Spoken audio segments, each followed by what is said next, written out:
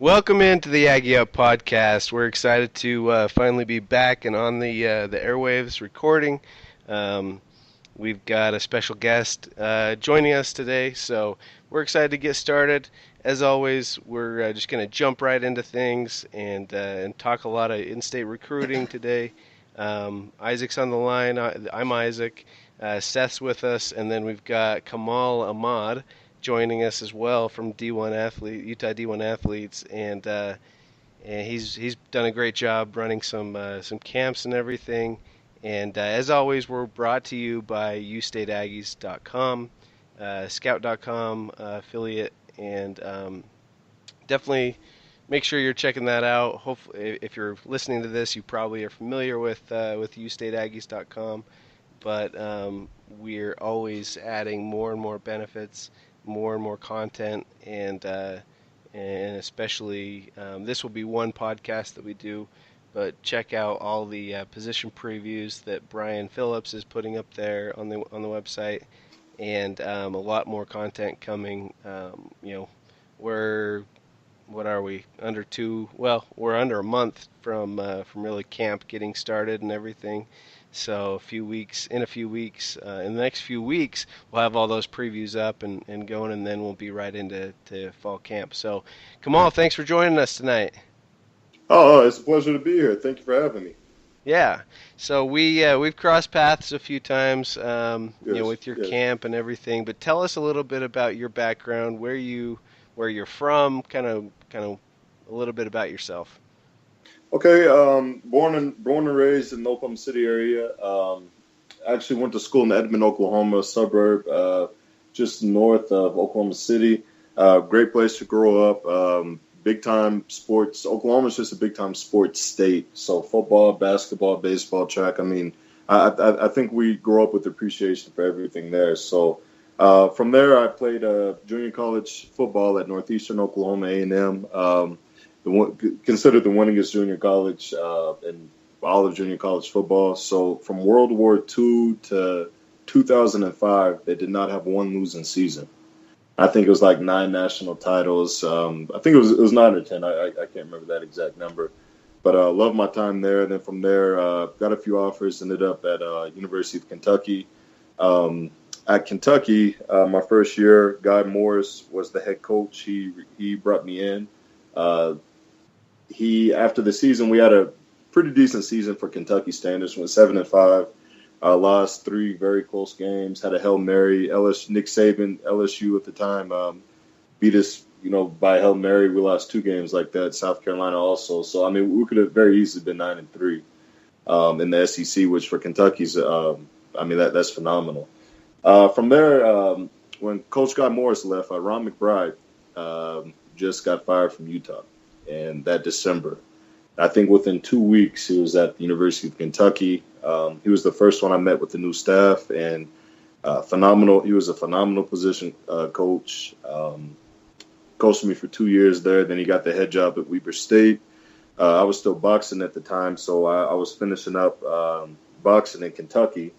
Then I decided, you know what, I want to box in GA as a graduate assistant at a Division I school. So he said, you know what, I got an extra bedroom up here in the dorms. Come stay with me, man. So Coach Mack and I were roommates for 2 years over at Weber State. And then finally, I had to get my own place. 2 years with Coach Mack was fun, but I don't know if I can handle any more of his cooking. So 2 years was about right. But love my time at Weber State. Oh, man.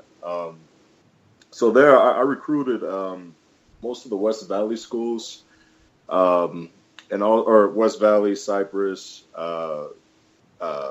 like Hunter, Granger, Cypress. I'm trying to think of Stansbury, Tooele, like everything West Valley. I had, but my main job was to recruit the state of Oklahoma. So I grew up there. I read the newspaper every day from probably the time I was 7 or 8 years old. I know historically what players have come out of where, when they came out, what the trends are, who's known for what position, who breeds what. I mean, in Oklahoma, there are significant trends, especially when it comes to running backs, linebackers, quarterbacks. So Oklahoma is a very, very talented and under-recruited state, and you have to understand the demographics of it in order to recruit it well. You just can't go in there and recruit a guy or two from there. You have to understand what is there and where it's come from to be successful. So we brought in about 12 guys from Oklahoma to Weber State. I actually battled a couple with Utah State. Cameron Sanders, I don't know if you remember him from Millwood, Oklahoma City, Millwood High School. He committed to us. He went back and forth twice, I think, with his commitment. And, we didn't back down to anybody recruiting. And I think that's what made us successful there. I mean, we went head-to-head with a lot of Mountain West schools. And if we liked the player, we didn't care who else was on them. I mean, we went after them. As long as they showed interest and we felt like they'd be a good fit at Weber State, we went after them. And you know what? We stole some guys we had no business getting. So, and in turn, we won the 2008 Big Sky Championship. Should have won in 2009 and 10, but, things happen. Just a play here or there. Had Colorado and Wyoming beat, I think it was 2009. We're lining up against Colorado State to hit the game-winning field goal. Our quarterback fumbles a snap. Like, it was just horrific. Then Wyoming hit a Hail Mary touchdown pass. I'm pretty sure the kid had his eyes closed. And they beat us by 6 points. So we were very competitive at Weber. I mean, we recruited very well. We recruited the same guys.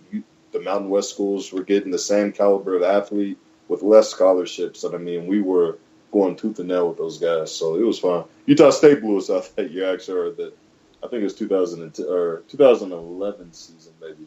But they got us pretty good. But those earlier seasons, we were extremely talented. Yeah, it was 2011 or 2012, right? Yeah, I remember that game. Yeah, 2011. Yeah, it was 11 because Tanner Hines was our running back. Cameron Higgins was our quarterback. Yeah. And I think at halftime it was like a 3-point game. So then the second half, I guess Coach Anderson gave those guys one hell of a pep talk, man, because they came out and they were fired up. I mean, it was a different team. I think Turbin was a running back. Wagner was out there, linebacker. So yeah. That was a really good football team that year, so really good team.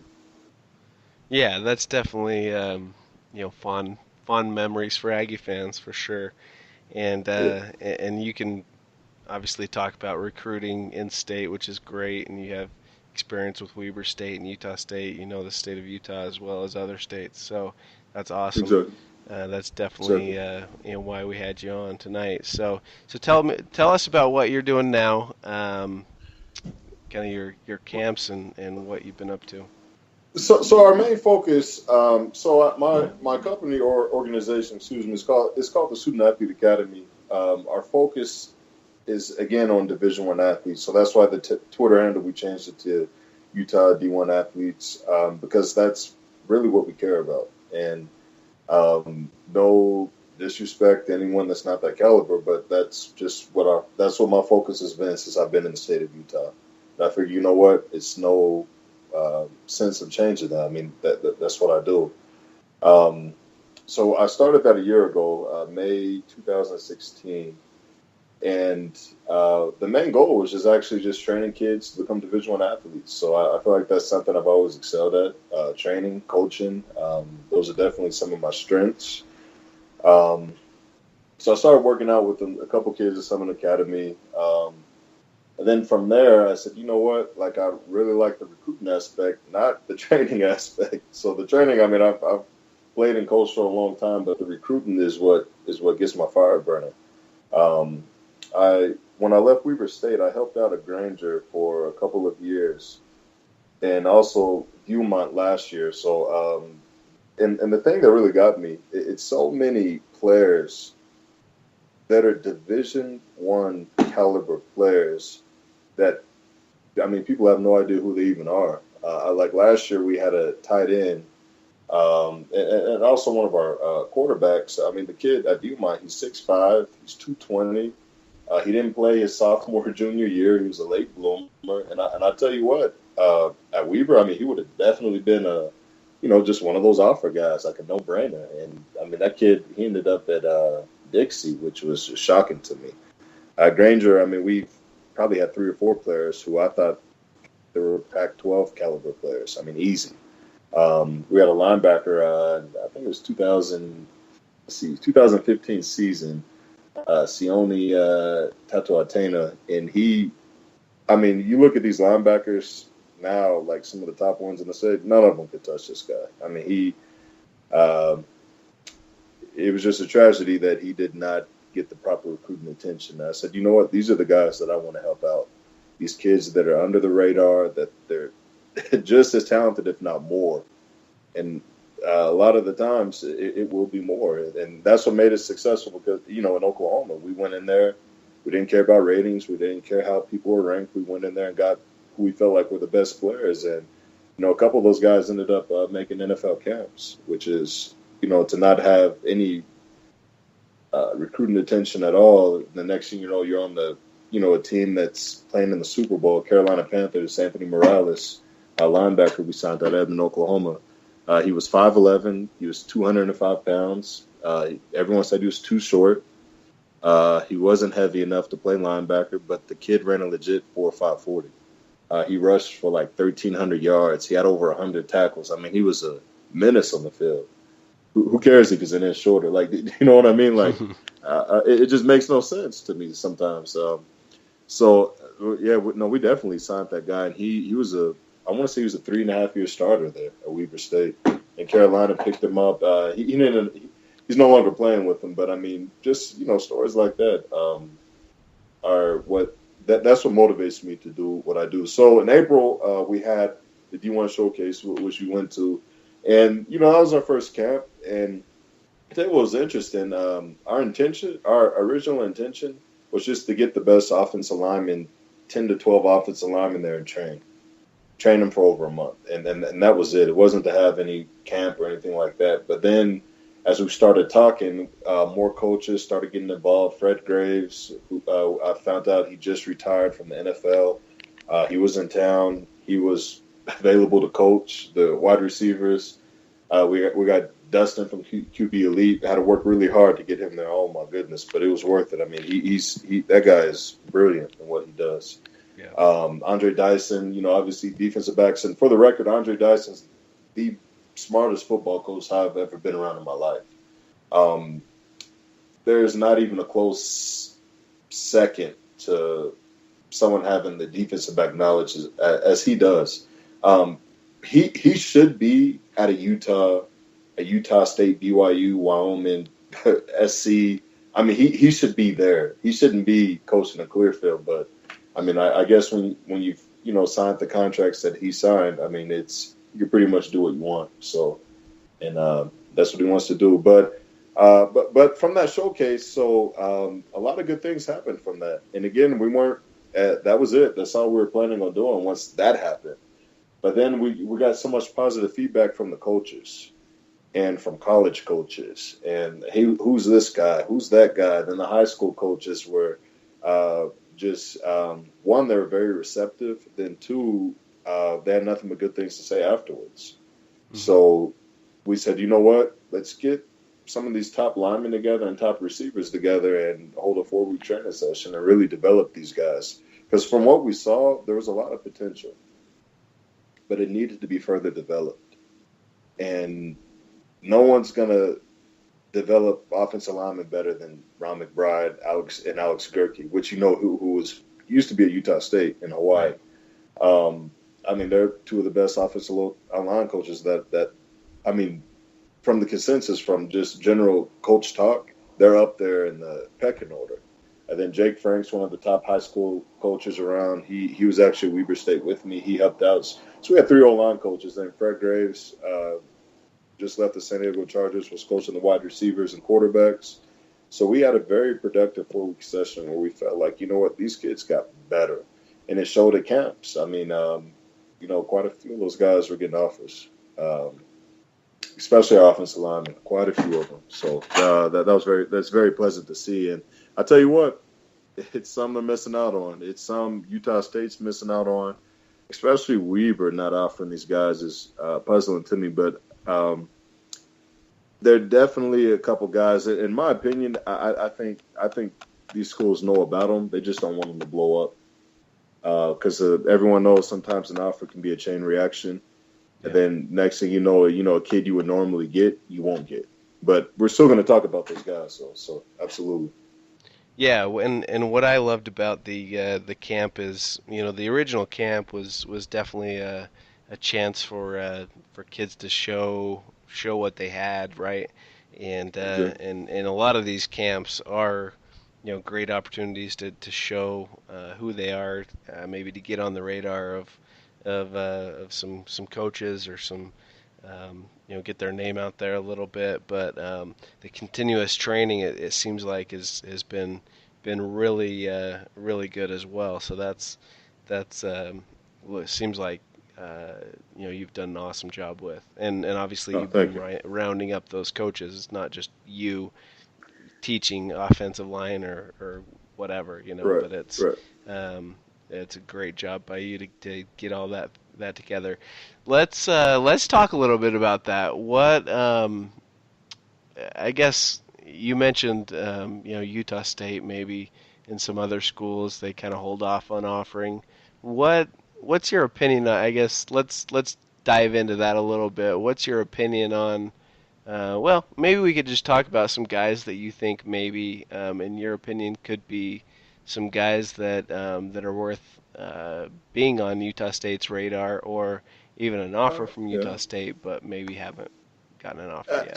Well, let's start with the main position, quarterback. Yeah. Bronson Barron, Yep. the one of the best quarterbacks I have seen out of a high school quarterback since I've been recruiting.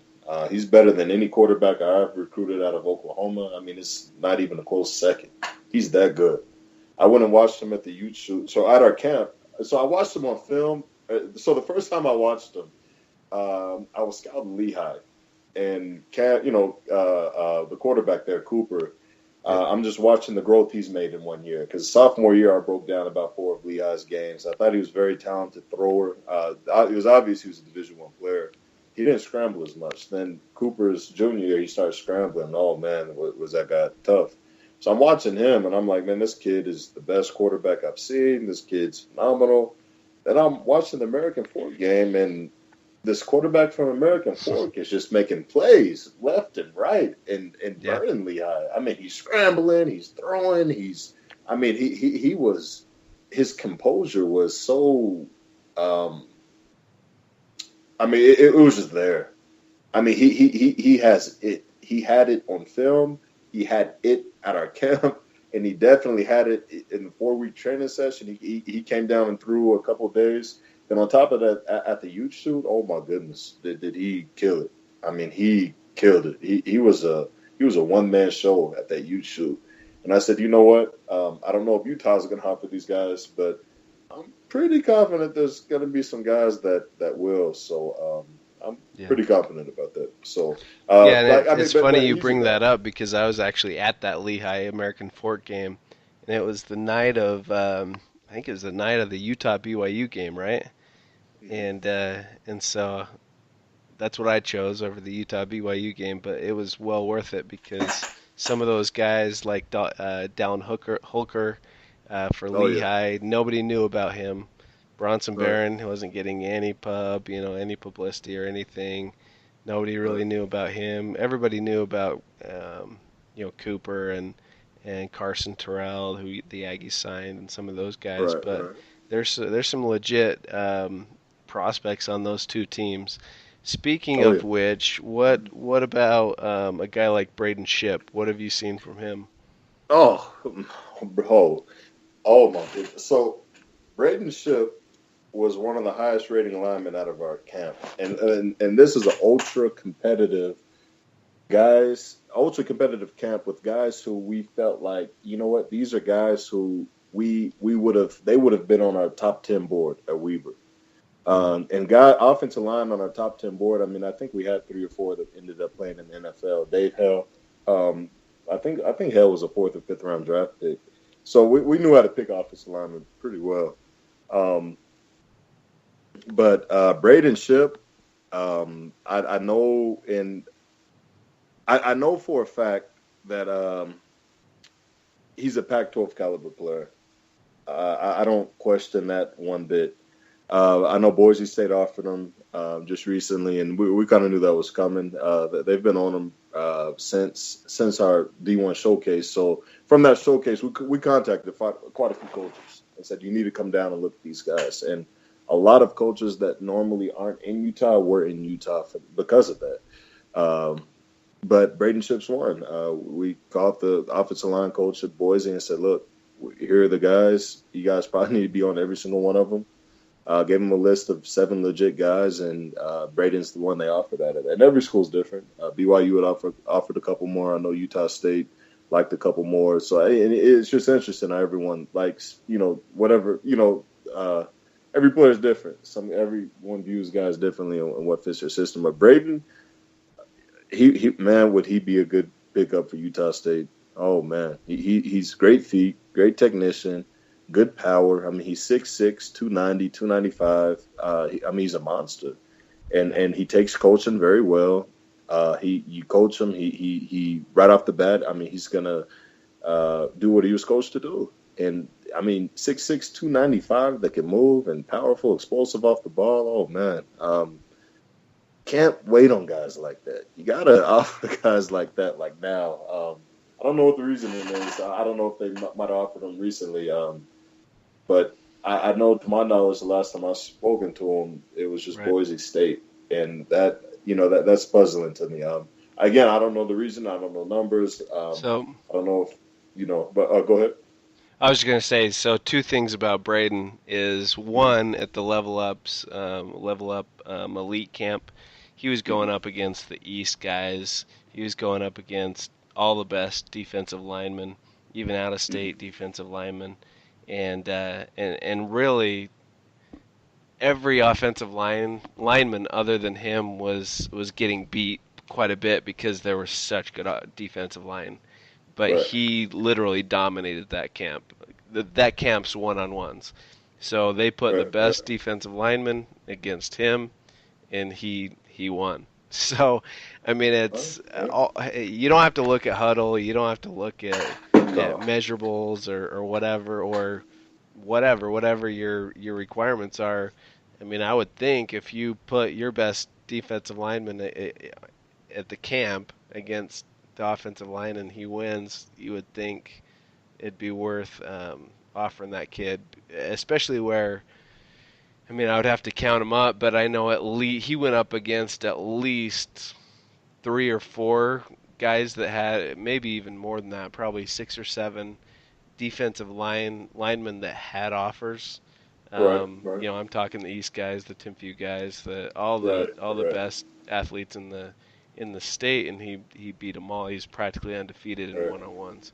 So that's pretty easy for me to tell, and pretty easy for coaches to see how good he is, and if he's, which he is, he has legit size. So if he's 6'6", 295, 300 pounds, and he's moving that well, and he's dominating these other D1 guys, Mhm.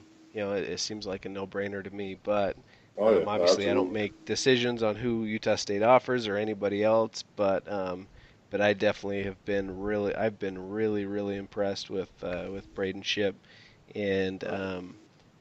he can run block, he can pass block, he can really do it all, and I'd put him in a category maybe with, I mean, there might be 3 or 4 guys in his in that kind of top tier in the state of Utah, but you can't tell me you can find more than a couple offensive linemen better than him. So Well, I hear you, and that's the thing about our training camp. Um, Braden's good.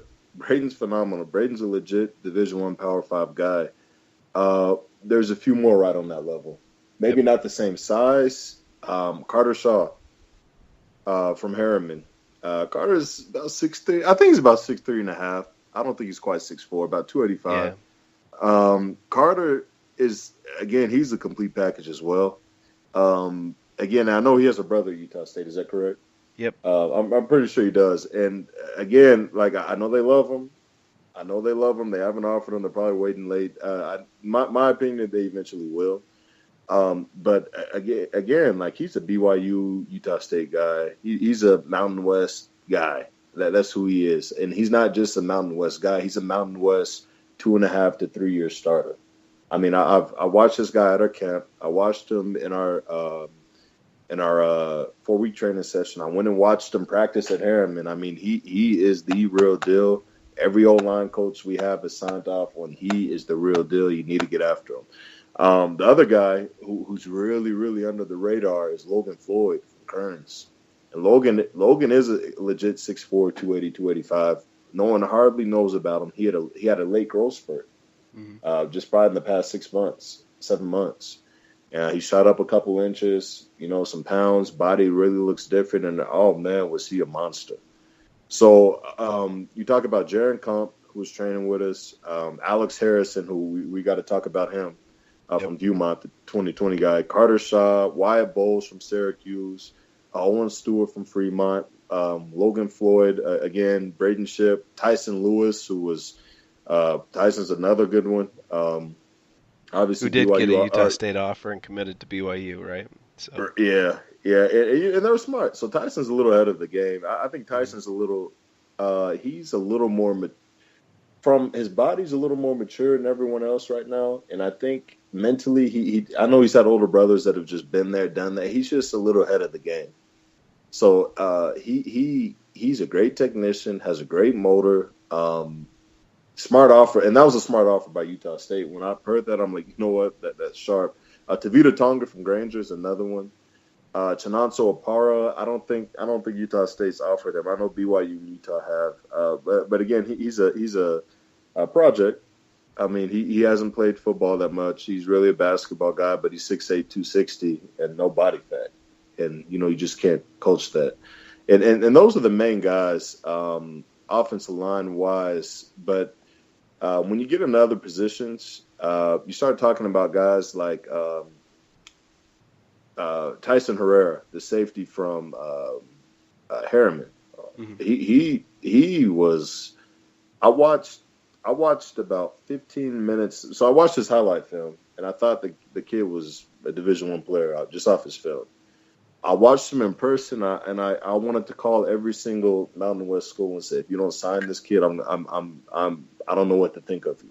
I don't know if you're really committed to winning. I don't care if he's 5'11". I don't care if I don't know how much he weighs, 185, 180, 175. I don't know. But I know the kid hits like a heat-seeking missile, and he could cover. What more do you want from a safety? And Andre Dyson, again, who's one of the best evaluators coaches, said, you know what, this kid has it. Like, he has it. So, there's guys like that. Yeah, I definitely compare him to like a Braxton Gunther who's at Utah State right now. If you remember him, did you watch him play at Woods Cross? Vaguely. Yeah. Not as much as I would like to, because back then I was focusing on just our opponents. Mm-hmm. Yeah, for Aggie fans that have never watched a Harriman game, he's basically a Braxton Gunther clone. He's a kid who's a great Swiss Army knife high school player. Literally, his coach could yell and tell him to play cornerback or linebacker or safety or whatever, and he'd handle it great. So that's how I compare Tyson Herrera. I definitely compare him to Braxton Gunther. If not, I mean, I don't know if he'll be better than Braxton Gunther, because Braxton Gunther was really good, but definitely definitely will give Aggie fans kind of something to think of. So, a great player. Who really stood out on that Max D1 showcase on April 22nd? Jay Wadley. He's a 6'5", 250 DN tight end from Viewmont. He's the one guy that gave Braden probably all he could handle. I guarantee you, if this kid was at a couple of those Utah County schools, he'd be a national recruit right now. He's a move-in from Florida, so no one knows anything about him. But they will this season. I mean, he is to me, he's the sleeper, like the one that he's a move-in. No one knows about him. But I guarantee you, he's the same caliber any of the top D linemen are in this state. At minimum, he's the same caliber. He's And I that good. remember seeing him. What he's like 6'4", 6'5". What are Yeah, the his big redhead measures? kid. Yeah. Oh yeah. Yeah, he didn't lose one-on-one battle that day, not one. And we're talking all these old linemen that have offers now. He didn't lose one time. I mean, he was impressive. Another guy I really like that Jacob, I believe it's Mpungi from Pineview, the Hmm. running back DB. Oh man, I liked him. Athletic. I like him as a defensive back. I think he would be all world. I mean, all world as a defensive back. But he's a running back. He can play a slot receiver as well. Really liked him. Mo Sanasi, he's a 2019 running back from Granger. I thought he was the best player at the camp. I thought he was the best player at the camp. And we played Granger last year when I was still coaching high school football. Hmm. Their starting running back got hurt. He came in and he was better than the starter as a sophomore. And Wow. I didn't realize he was that big. I mean, he's a legit 5'11", 200 pounds, no body fat. I would say he's about a 4.58 40. He's under a 4.6. I mean, he's blazing fast. To be 200 pounds and under a 4.6 to me is impressive. Because I mean, a lot of guys say they're 4.4, 4.54. No, you're not. Right. I mean, they're not that fast. I mean, that's BS. He's a legit 4.55, 4.58 guy at 5'11", 200. He's gonna kill it at Granger. I mean, he will kill it next year. There's a linebacker from Alta. I think they play him a strong safety. I don't know if I'm pronouncing his name right, but Sioasi. Um, he's about 6'2", 200. He again to me defensive wise, he stood out. Him and Chris Stubbs, and as far as the linebackers, I mean they were on a different level, just a different level. Then the Provo tight end, man, I love that guy, Kelton. Bertanini, yeah. Oh, I love that guy. I think he has the world of potential. I definitely needs to polish up a couple things, but big guys like that are athletic as him can run and jump the way he does. You sign him. I mean, you sign those guys off the bat. Now, I don't know where he's at academically, or many of these guys. I don't really get into that aspect with him yet, but that is something we're planning towards with the Student Athlete Academy. But really good. But a major wide receiver sleeper who people had no idea who he was before I kept Jeffrey Harris from American Fork. So Fred Graves, after the camp, I said, "Who's the most impressive receiver you had?" He said, "Well, the American Fork guys, like no question." I said, "Who's the top guy?" He said, "Jeffrey Harris." Yeah. I said, "Is he a Division I player?" He said, "Absolutely." He said, "Absolutely." And again, this is a guy who developed Steve Smith, who no one wanted, no one went after in California, and he ended up making him I don't know how many years he made the Pro Bowl, but he's a Pro Bowler. Same with Kevin Dyson. So he knows what he's talking about when it comes to receivers, and he loved him. Jalen Vickers at East really liked him. And the thing about him, I liked how he competed. The running back DB, or I don't. They might be playing him a receiver. There, I'm not sure where they're playing him, but um, They he play really stood everybody out. at running back at East. Yeah, it seems like it. But you know Yeah. what? He's a special player. So I was Yeah. big on him when he was at Bingham. Really sold on him when I watched Jalen play in the state tournament over at Weber State. I mean, so basketball is that's our family sport. I mean, that's what we hang our hat on in my family. So I'm the only one to play college football from my dad's side. My mom's side, we had a few that ended up playing Division I, but um, basketball is just what I grew up playing. That was my love growing up, and so I take pride in watching, evaluating that. Um, and when I watched Jalen, he was phenomenal. I mean, he was a ball hawk. He was a menace. He was just cat quick. And Andre Dyson said, "You know what about Jalen Vickers over at East?" He said he's going to get overlooked because of his height. But he said, "I promise you, if this kid had the opportunity to play in the Mountain West, he'd kill it. He would kill it." He said, "Now, is he going to get that opportunity?" He said, "Yeah." He said, someone's going to come in late on from the Mountain West. He said, FCS schools are going to love him. Then someone from the Mountain West is going to come in late and get him, and he's going to be one of those steals. Beaumont as a linebacker, Chris Stubbs. He's about 6'1", 185, 190. In my opinion, from what I've seen, I think he's And again, I know there's good linebackers in the state. I know the guys at out to East, Brighton. I'm telling you, between him and the kid at Clearfield, um, I think I think that they just might be that. I mean, if there's a top five, they're definitely in it.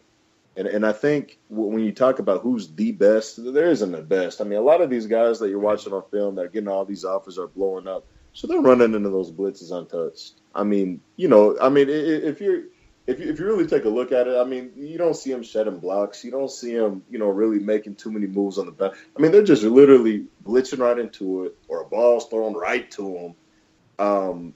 Colton Manning over at Clearfield, I went and watched. He was at our camp. Then I went and watched him practice, hot practice too, at that over in probably mid-June. And I'm sold on him. I think he's a phenomenal middle linebacker, inside linebacker. He's a Division I linebacker, and he has what it takes to be a successful 2 to 3 year starter in the Mountain West.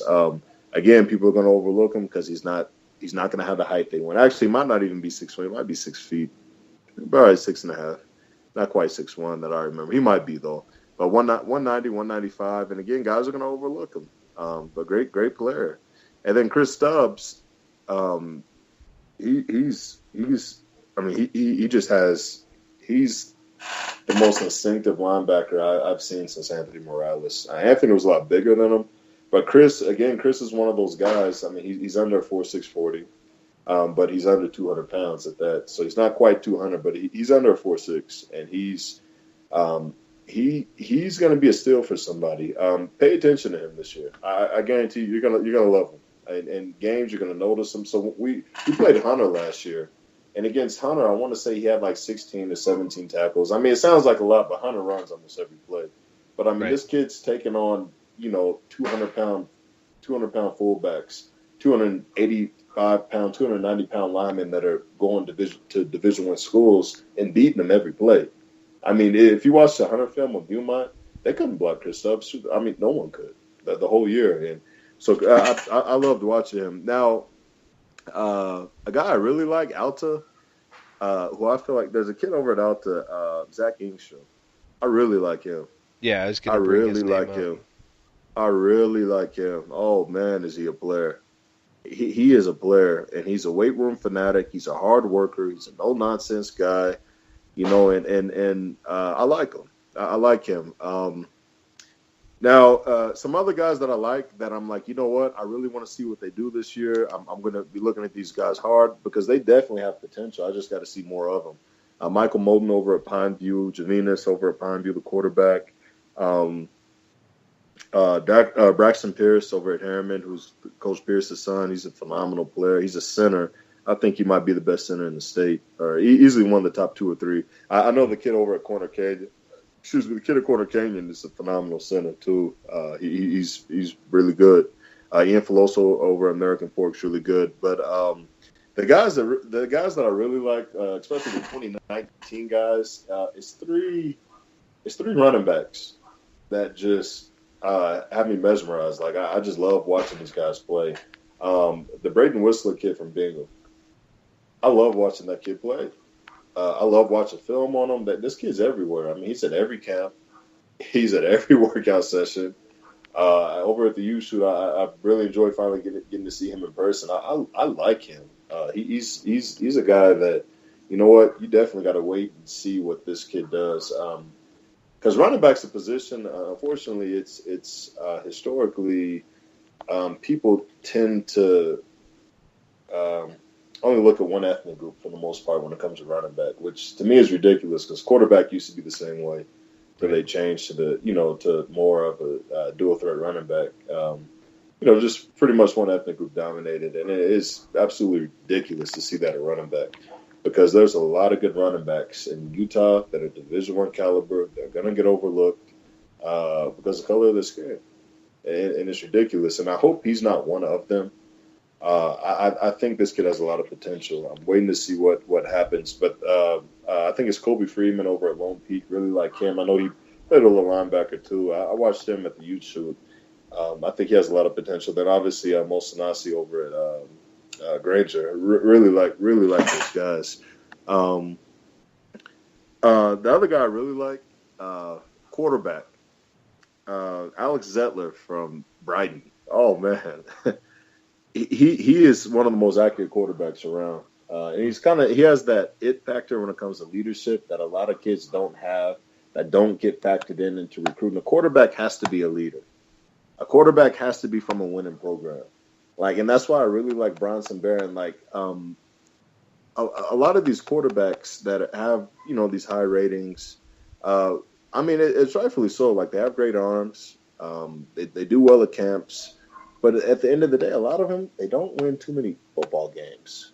And as a elite quarterback, you got to win football games. Now, I know there's other things that factor in, like offensive line, defense, might have had a suspect, things like that. But I'm going to give you a story about, and Alex Zettler is this caliber, about Bronson Barron.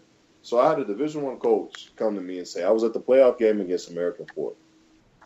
I'm looking at a couple of guys, and the guy that stood out to me, I'm looking at the quarterback from American Fork, who was Bronson, and he's like, I'm just watching him on the field. He's making play after play against Syracuse. He said he went over to the sideline, and the fire that he had on the sideline, the way he was motivating his team, the way he was pumping up his team, he said right then and there I was sold on the guy and said, this kid has it. Now, this guy, again, I said Division I coach. He's a former Division I coach. But he's a guy whose opinion I trust greatly when it comes to recruiting. I think the guy's brilliant. But and that's the same thing I noticed on film. And you're at that American Fork Lehigh game. That's what I've seen on film. Yep. That's what stood out to me about him was his leadership. And when you recruit quarterbacks, you cannot overlook that. But it's the easiest thing to overlook because people look at highlight films. You can't recruit for one. You can't recruit off a 5-minute highlight film. You got to watch. You got to evaluate in person, which is what we take pride in doing. We evaluate in person, so anyone can look good in the highlight film. Anyone. But obviously there are some special exceptions. But you got to evaluate these guys in person. But Bronson Barron, Alex Zettler, they're two guys that just have that it factor when it comes to winning. Ty Metcalf at Syracuse, he's kind of that same way. But I really feel like Ty is going to probably be a defensive back in college. Unless he goes to a smaller school quarterback. He's a great quarterback, but I think he would be a special defensive back.